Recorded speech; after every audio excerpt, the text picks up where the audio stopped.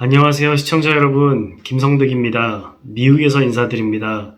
제가 한국에 갈 때만 이렇게 여러분을 만나 뵙게 되는 게 너무 아쉬워서 제가 혹시 미국에서도 가끔씩 이렇게 촬영을 해서 보내면 방송을 해주실 수 있겠냐고 제가 여쭤봤는데 황장수 대표님께서 또 흔쾌히 허락을 해주시고 또 미래경영연구소 직원분들이 이렇게 도움을 주셔서 여러분께 인사드릴 수 있게 해서 정말 기쁘고요. 사실 그 미국에서 제가 낙이 별로 없는데 이렇게 또 좋은 기회가 있어서 정말 감사하게 생각하고 있습니다. 그래서 앞으로 최대한 자주 또 좋은 내용을 가지고 여러분을 찾아뵀으면 좋겠다라는 그런 생각이고요. 그리고 오늘 제가 드리고 싶은 말씀은 지금 윤석열 후보가 당선이 된 이후로 신문 여기저기서 화합해야 된다, 치유해야 된다, 통합해야 된다는 말이 계속 앞뒤 맥락도 없이 자꾸 이렇게 나오고 있는 걸 보고 있는데요. 이러한 부자연스러운 화합이 왜 받아들이기 어려운지에 대해서 한번 생각을 해봤습니다. 지금 화합을 하자 이런 말 자체가 상당히 부자연스럽고요. 그 이유는 아무래도 그 문재인 정부가 지난 5년 동안 속된 말로 너무 못된 짓을 너무나 많이 했기 때문이다 라고 생각을 합니다. 사실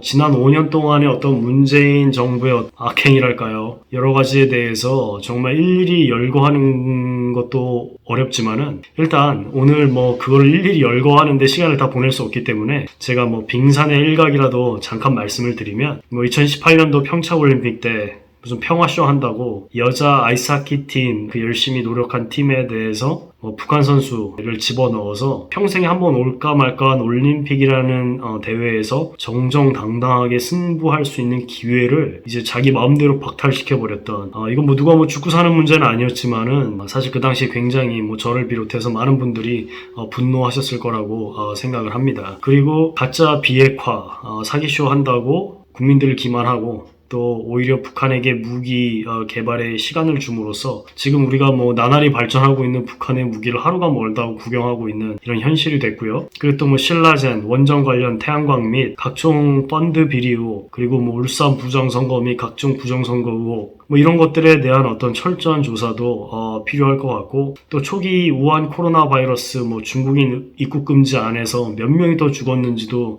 솔직히 알 수 없고요. 그리고 또 여러 가지 부분에서 방역 실패한 잘못들, 그리고 2019년도 11월 북한 선원 2명을 강제 북송한 살인죄라고 할 수 있는 이러한 잘못들, 그리고 또 최근에 또 3월 8일에 그 7명이 배를 타고 군사 분계선을 넘어왔는데요. 귀순 의사가 없다, 실수로 넘어온 거다 해가지고 다음날 바로 또 보내버렸다는 거예요. 그래서 이것도 진짜 귀순 의사가 없는 건지 아니면 정말 남한에 오려고 했는데 또 저번 2019년 11월처럼 보낸 것인지 정말 이거에 대해서도 다시 한번 조사해봐야 될 것 같습니다. 어쨌든 이러한 잘못들을 이제 한 문재인 정부가 이제 문재인 정부는 자기네들이 권력을 갖고 이제 마음대로 휘둘렀으니까 가해자라고 할 수가 있겠죠. 그리고 이제 국민은 일종의 이제 피해자라고도 표현할 수 있을 것 같은데요. 지금 문재인과 윤석열의 화합, 즉 여기서 이제 화합은 문재인과 윤석열의 화합을 얘기하는 것이 아니고 떠나는 문재인 정부와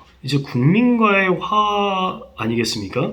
문재인과 윤석열이 사이가 좋든 말든 그게 일반 국민하고 무슨 상관이며, 둘은 또 애시당초 원팀이었는지도 모르죠. 그래서 지금 윤석열이 문재인을 어떻게 바라보느냐, 지금 그게 중요하다고 생각하지 않고요. 과연 이제 우리 국민이 떠나는 문재인을 어떻게 보내줄 수 있는가라는 게 이제 중요할 것 같은데요. 이제 화합이 되려면 꼭 필요한 게 하나가 있죠. 그건 뭐냐면 바로 문재인 정부의 진심 어린 사과입니다. 근데 지금 문재인 정부 어떤 식으로 봐도 미안한 기색이 전혀 없죠. 그래서 지금 마치 팔짱 끼고 껌 씹고 고개 들고 인상 쓰면서 째려보는 그런 어떤 태도를 갖고 있지, 우리가 그동안 국민들에게 잘못했다 이런 얘기가 전혀 없죠. 그래서 그 성경에 보면은요, 돌아온 탕자 이야기가 나옵니다. 이거 굉장히 유명한 이야기인데요. 거기에 보면은 이제 아버지에게 아들이 2명 있었습니다. 그래서 이제 그 첫째 아들은 말 잘 듣고 이제 열심히 일하고 그 아버지의 말에 순종하면서 집에서 이제 가문을 잇는 그런 아들이었고요. 둘째 아들은 이제 집에서 일하고 이러는 걸 따분히 여기고 자기의 갈 길을 가겠다 해서 그 아버지에게 그 자기가 받은 아들 유산을 미리 달라고 합니다. 그래서 내가 뭐 이 돈을 가지고 가서 내 멋대로 살 테니까 나에게 빨리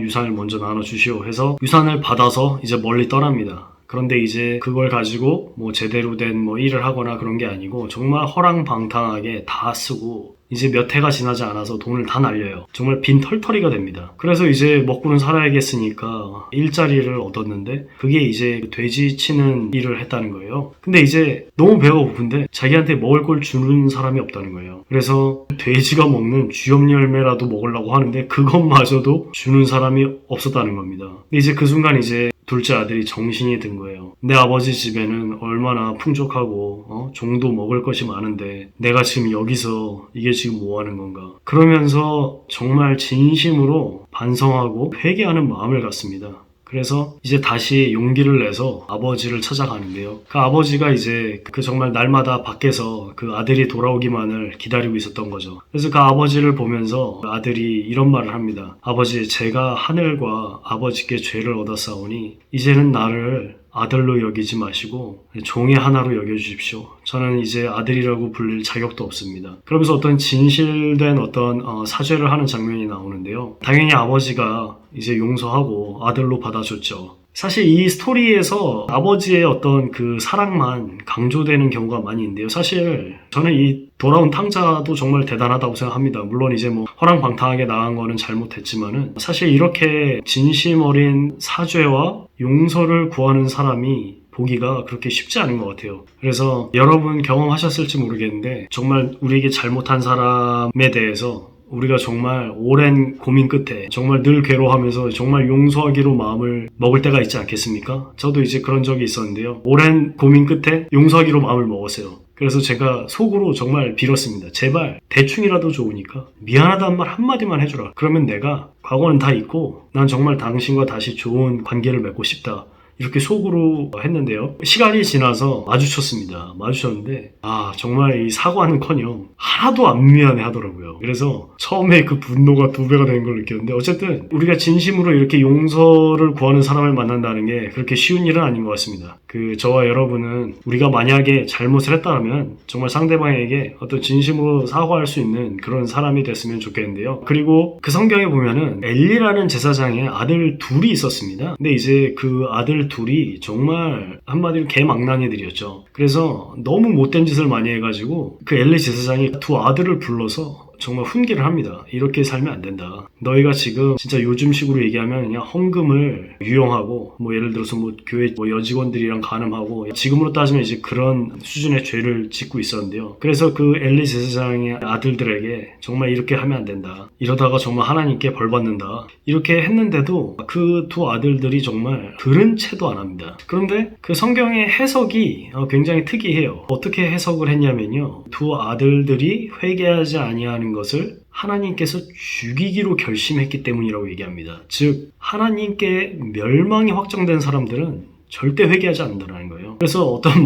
이렇게 자기 잘났다 잘못을 분명히 했는데도 끝까지 이제 뻔뻔하게 나오는 사람들은 그게 자신감의 표현이 아니고 무슨 대책이 있어서가 아니고 결국에는 이제 멸망의 사인일 수 있다는 거죠. 그래서 혹시 외국 재판정 사진들을 보셨나요? 그런데 보면은 가해자가 피해자의 가족들을 보면서 미안해하거나 용서를 구하는 게 아니고 실실 쪼갭니다. 예, 그럴 때가 있어요. 그런 건 이제 그 사람들이 이제 회개하지 않음으로써 어떻게 보면 이제 하나님의 심판이 확정돼 버린 거죠. 왜냐하면 회개하면 하나님께서 어떻게든 살려주셔야 되니까. 그래서 미안해하지 않고 사과하지 않고 이런 태도가 절대 좋은 게 아니다. 그런 것을 말씀을 드리고요. 제가 그때쯤 떠오르는 드라마가 하나가 있습니다. 그건 뭐냐면요. 넷플릭스의 DP라는 드라마 혹시 보셨나요? 작년에 굉장히 한국에서도 인기를 많이 끌었던 드라마인데 거기 보면은 이제 성병장이 고일병을 엄청 괴롭힙니다. 욕설은 물론이고 구타, 성적인 가해 등 정말 못살게 구는데요. 군대를 지옥으로 만든 사람이죠. 그런데 그 황병장이 전역을 하는데 조일병이 그 황병장의 손을 잡고 얘기합니다. 미안하다고 얘기하십시오. 미안하다고 얘기하십시오. 그렇게 얘기를 했는데 저 황병장이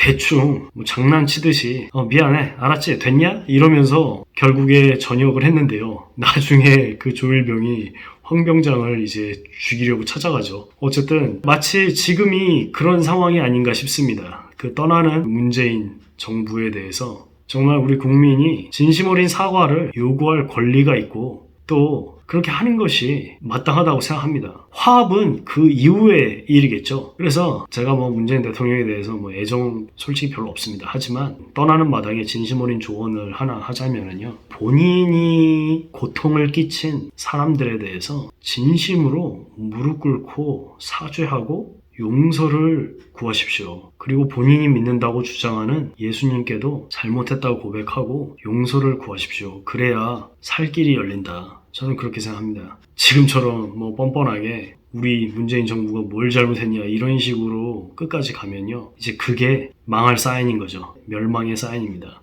시청해주셔서 감사합니다.